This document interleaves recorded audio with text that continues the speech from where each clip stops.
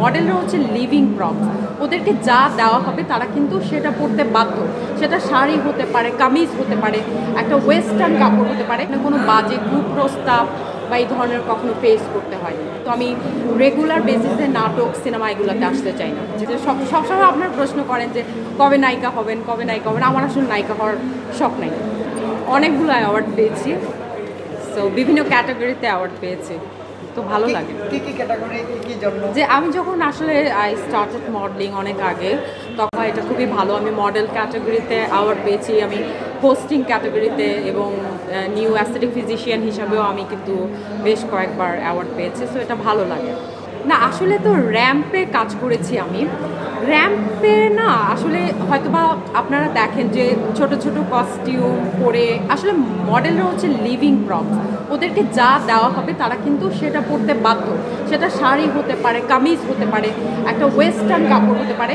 মডেলরা কিন্তু সর্বক্ষণ যে ওয়েস্টার্ন কাপড় পরে বা অনেকে বলেন যে হ্যাঁ মডেলদের চালচলন বা হচ্ছে কাপড় চোপড় অ্যাটায়ার একটু ভিন্ন, তারা কিন্তু শ্যুটে শোতে সেটা ক্যারি করে। নর্মাল লাইফে কিন্তু তারা হয়তো বা সালোয়ার কামিজই পরতেছে, শাড়ি পরতেছে বা ওয়েস্টার্ন এখন যেহেতু সবাই পরে।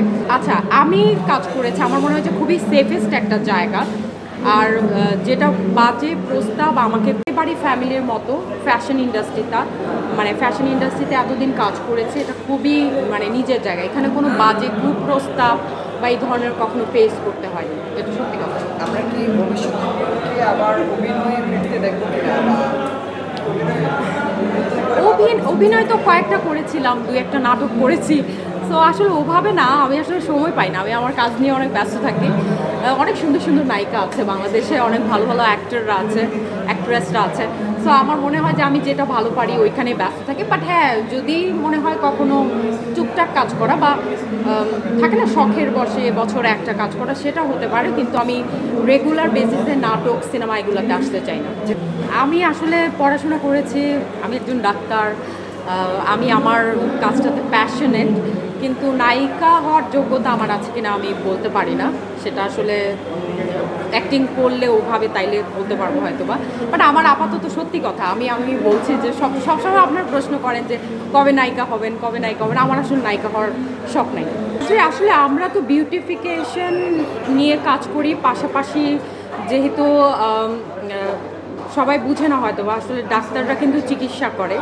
সো আমরা কিন্তু চিকিৎসা সেবাতেই সব ধরনের স্কিন, হেয়ার রিলেটেড যেহেতু ডার্মাটোলজি সেন্টার, পাশাপাশি মানুষজন এখন বোটক্স ফিলারকে একটা টাইমে হয়তো বা নিষিদ্ধ বা করলেও বলতে চাইতো না যে আমি বোটক্স করেছি, এটা করেছি। আর এখন মানুষজন এতটা চেঞ্জ হয়েছে মানুষের, এখন মানুষজন কিন্তু নিজের ব্যাপারে সচেতন, সবাই মোটামুটি স্কিন কেয়ার সব কিছু কেয়ার করে। যারা হচ্ছে এই সার্জারি বা বোটক্স ফিলার এসব করছে, অনেকে কিন্তু সাইড ইফেক্ট হয়। আচ্ছা এখন একটা ব্যাপার হচ্ছে কি, এখন দেখা যায় যে সালুনগুলোতে অনেক ইনজেক্টেবল জিনিস করা হয়, প্রসিডিউরগুলো করা হয় নন এক্সপিরিয়েন্স লোকজন, যাদের হয়তো বা ফেসের অ্যানাটমি জানে না, কোনো কিছু জানে না।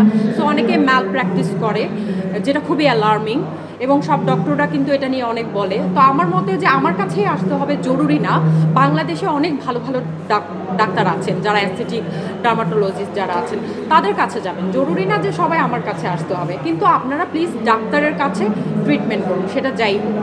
আপনারা সালুনে গিয়ে, পার্লারে গিয়ে এসব করবেন না। সেলিব্রিটি আপনার ট্রিটমেন্টের জন্য ভিড় জমাচ্ছে, কারণটা কি? সেলিব্রিটিরাও মানে এখানে টিকটকার বলতে না, আমাদের কাছে সবাই সমান, যে কেউ আসতে পারে, আপনিও আসতে পারেন, আপনিও চলে আসেন, ঠিক আছে? আপনার কোনো প্রবলেম হলে আপনি চলে আসেন।